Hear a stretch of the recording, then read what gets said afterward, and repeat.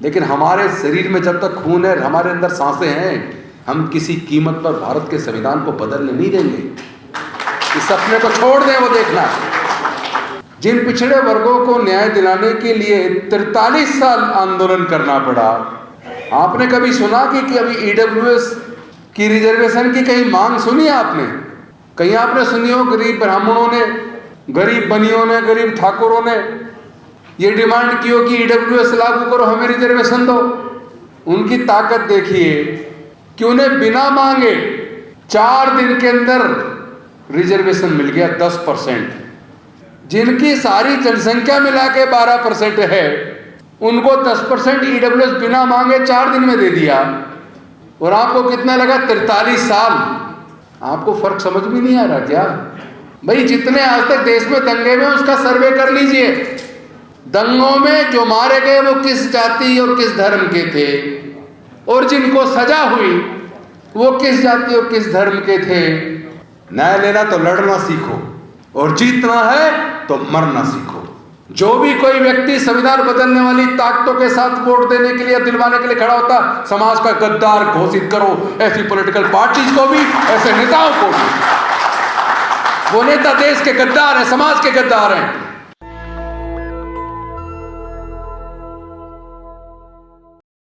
जो अभी इंडिया बना है, ये कोई खुश होकर अपने मन से इस एजेंडे पे नहीं आए हैं। जो वर्षों से हमारे बहुजन समाज के लोग आंदोलन कर रहे हैं ना, रोड पे लड़ रहे हैं, मार भी खा रहे हैं, लेकिन उसके बाद भी लड़ाई को लड़ रहे हैं, तब कहीं जाके सामाजिक न्याय एक मुद्दा बना। वरना मैं एक बात पूछना चाहता हूं। 1951 में काका कालेलकर आयोग बना, पिछड़े वर्गों को रिजर्वेशन देने के लिए। उसकी रिपोर्ट आई, खत्ते में चली गई। फिर लगभग 1978 में बना, मंडल जी के नेतृत्व में, उसकी भी रिपोर्ट आई और खत्ते में चली गई। 7 अगस्त 1990 को घोषणा तो हुई, वीपी सिंह जी ने घोषणा की लागू करने की, लेकिन घोषणा करने से पहले 10-20 दिन प्रचार ये भी करवा देते किसको दिया जा रहा है, किसके लिए है, क्यों है। पूरे देश में जो आगजनी हुई, जो सार्वजनिक संपत्ति फूंकी गई, इतना विरोध झेलना पड़ा। सारा का सारा विरोध एससी एसटी लोगों ने झेला, और विरोध करने वाले ओबीसी, जिनके लिए मंडल कमीशन की सिफारिश से लागू हुई, वही लोग आगजनी में और पूरे देश को बंद करने में शामिल। अगर वो सरकार उस वक्त ये बता देती कि ये एससी एसटी का नहीं बढ़ाया जा रहा, ये पिछड़े वर्गों को भी न्याय मिले, उसमें कौन कौन सी जातियां, अगर इसको भी ढंग से वो थोड़ा प्रचार कर देते, तो किसी की ताकत नहीं थी वीपी सिंह जी की सरकार को गिराने की। लेकिन इसके बाद देखो खेल क्या हुआ। 7 अगस्त 1990 को मंडल कमीशन की सिफारिश से लागू करने की घोषणा हुई। लोग कोर्ट चले गए और कोर्ट ने उसको स्टे कर दिया। 1992 में जजमेंट आया, लेकिन नोटिफिकेशन करके उसको लागू करने में भी 1 साल लग गई। 1993 में लागू हुआ। जिन पिछड़े वर्गों को न्याय दिलाने के लिए 43 साल आंदोलन करना पड़ा, आज मैं उनको भी एक बात बता देना चाहता हूं, उनको 43 साल क्यों लगे। आपने कभी सुना कि अभी ईडब्ल्यूएस की रिजर्वेशन की कहीं मांग सुनी आपने? कहीं आपने सुनी हो गरीब ब्राह्मणों ने, गरीब बनियों ने, गरीब ठाकुरों ने, गरीब कायस्थ ने ये डिमांड की हो कि ईडब्ल्यूएस लागू करो, हमें रिजर्वेशन दो? उनकी ताकत देखिए कि उन्हें बिना मांगे 4 दिन के अंदर रिजर्वेशन मिल गया 10%। और वो सुप्रीम कोर्ट जो कहती है कि पहले सर्वे करवाओ, डाटा होना चाहिए, कितनी इनकी पॉपुलेशन है वो बताओ, कितने इनका रिप्रेजेंटेशन है वो बताओ, और इसी आधार पे सुप्रीम कोर्ट में उनके खिलाफ ऑर्डर हो जाते हैं। लेकिन जब बात ईडब्ल्यूएस की आई, मैं पूछना चाहता हूं ये 10% क्यों? जिनकी सारी जनसंख्या मिला के 12% है, उनको 10% ईडब्ल्यूएस बिना मांगे 4 दिन में दे दिया, और बिना किसी डिमांड के, बिना किसी आंदोलन के, बिना किसी सर्वे के, बिना किसी कमीशन अपॉइंट किए, एक दिन में कैबिनेट में पास, अगले दिन लोकसभा में पास, राज्यसभा का उस दिन सत्र खत्म हो गया, एक दिन बढ़ा दिया, अगले दिन राज्यसभा में पास, और चौथे दिन राष्ट्रपति के सिग्नेचर होकर रात को ही नोटिफिकेशन होकर लागू हो गया। 4 दिन लगे। और आपको कितना लगा? 43 साल। आपको फर्क समझ में नहीं आ रहा क्या? ऐसा क्यों हो रहा है भाई? उसका कारण है, वो कह रहे हैं कि हिंदू खतरे में है, धर्म खतरे में, तुम्हारी सबकी जिम्मेदारी SC ST OBC की है धर्म की रक्षा करने की, तुम तो करो धर्म की रक्षा, हम देश की सत्ता, संसाधन, सारा व्यापार इसको हम देख लेंगे। तो भैया तुम अपना धर्म की रक्षा करो, और देश का शासन, सत्ता, सुप्रीम कोर्ट, हाई कोर्ट, तमाम संवैधानिक संस्थाएं, सारा देश का व्यापार, सारे नेचुरल रिसोर्सेज वो देख लेंगे। वो देख रहे हैं, वो सब पे उनका कब्जा है। आपको अकल कब आएगी भाई? जितने आज तक देश में दंगे हुए उसका सर्वे कर लीजिए, RTI लगाकर उसकी सूचना ले लीजिए। दंगों में जो मारे गए वो किस जाति और किस धर्म के थे, उसके बाद दंगों में जो पकड़े गए दंगा करने के लिए वो किस जाति और किस वर्ग के थे, और जिनको सजा हुई वो किस जाति और किस धर्म के थे, और कोर्ट को केस को लड़ने के लिए जिनकी प्रॉपर्टी बिकी, पूरी जिंदगी उन्होंने अपनी लगा दी सब कुछ बेचकर, वो किस जाति और किस धर्म के थे। अगर इतनी छोटी सी बात आप जान लें तो आपको समझ आएगा।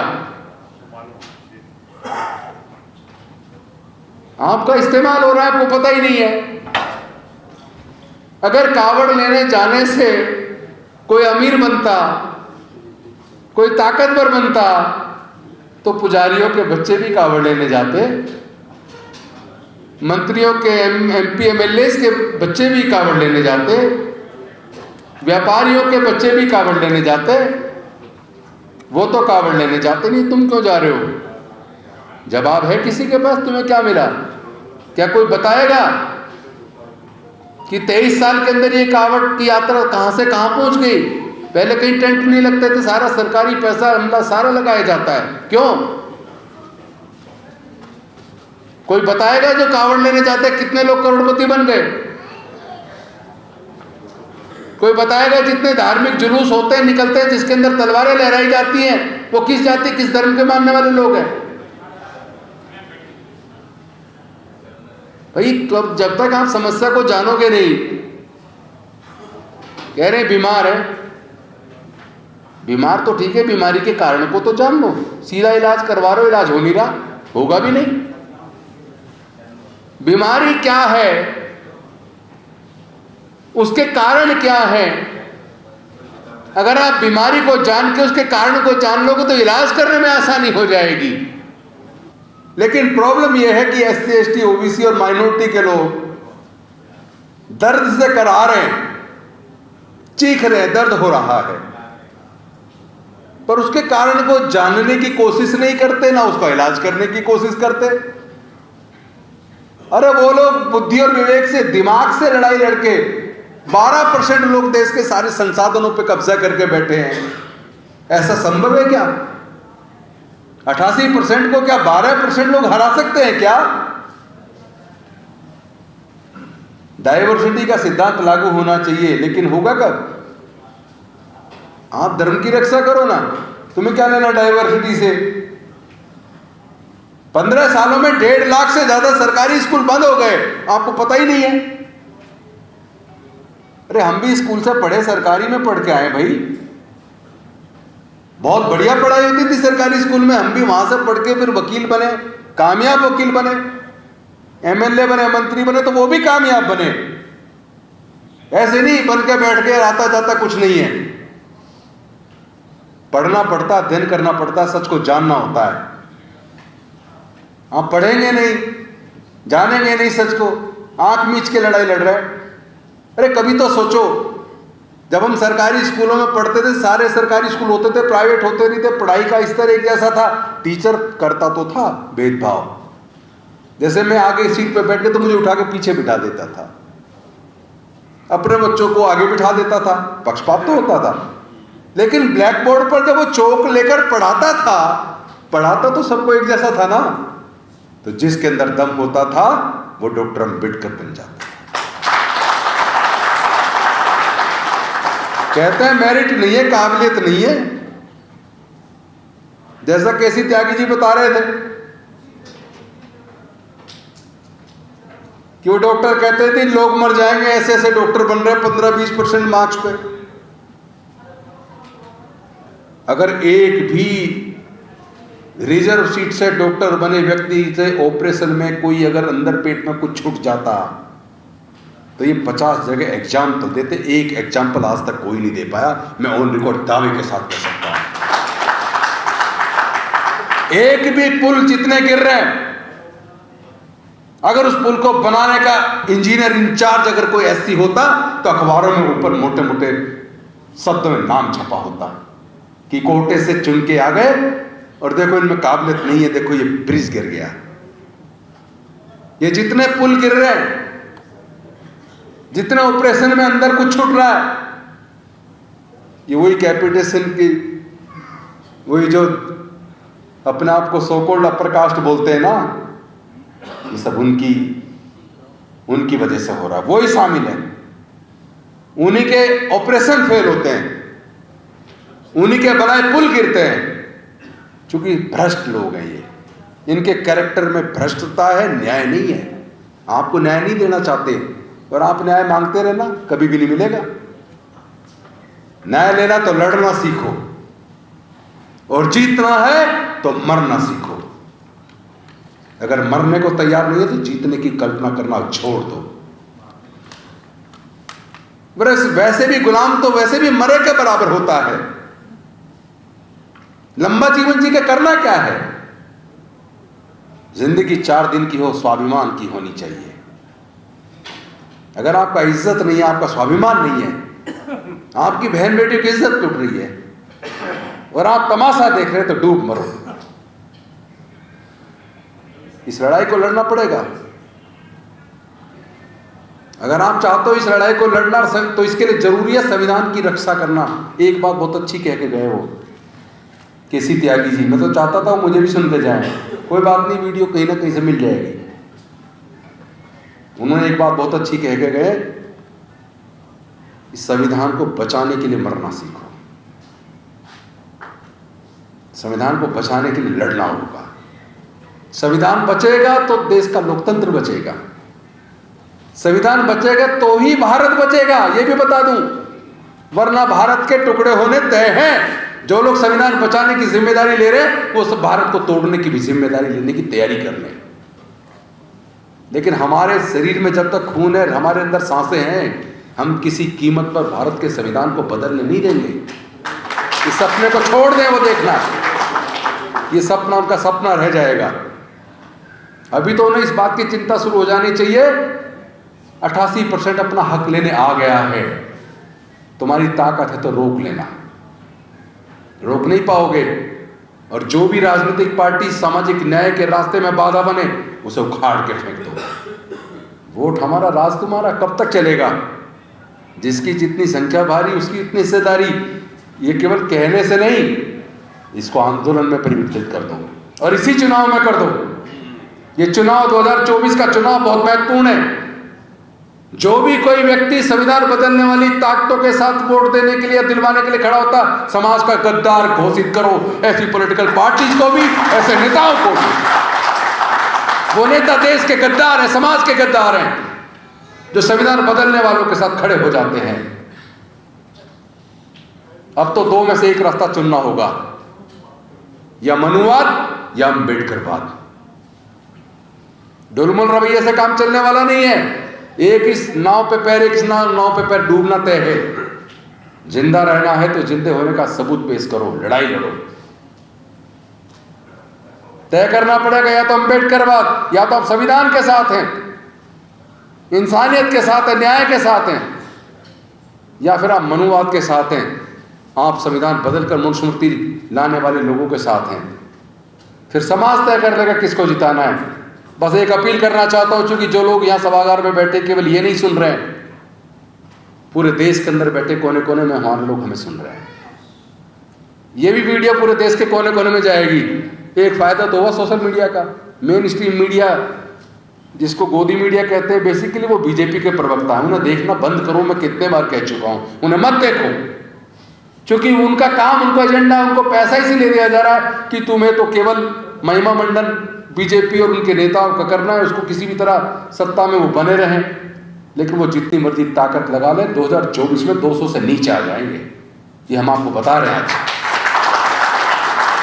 वो जितने सारे पूंजीपतियों के साथ लगा लेना, अपने सारे मीडिया, मेन स्ट्रीम मीडिया को लगा लेना, हम भी इधर पूरी तरीके से दंड बैठक लगाकर तैयार हैं। इस बार 2024 में 200 से नीचे लाना उन्हें, और अपनी लड़ाई। हमें कोई ये भी नहीं है कि भाई कांग्रेस आए कौन आए, 27 से मुझे लेना देना नहीं है कुछ भी, कौन आए। बस संविधान को बचाने के लिए इस एनडीए को हराना जरूरी है। इसके बाद दूसरी लड़ाई भी शुरू होगी, उसकी भी तैयारी कर लेना। जब ये एनडीए हारेगा और इंडिया की सरकार बनेगी, फिर जिस सामाजिक न्याय की को मुद्दा बना के हम उनको ताकत देने वाले ना, उसको लागू करवाना इतना आसान नहीं होगा। जो लोग कह रहे हैं हमने 2011 में जातिगत जनगणना करवाई थी, मैं पूछना चाहता हूं उसके आंकड़े जाहिर क्यों नहीं किए? कौन जिम्मेदार था?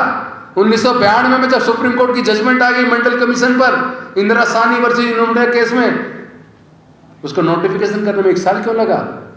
ईडब्ल्यूएस को तो 1 दिन में कर दिया, तुमने क्यों 1 साल लगाया? जातिगत जनगणना के आंकड़े जारी क्यों नहीं किए तुमने?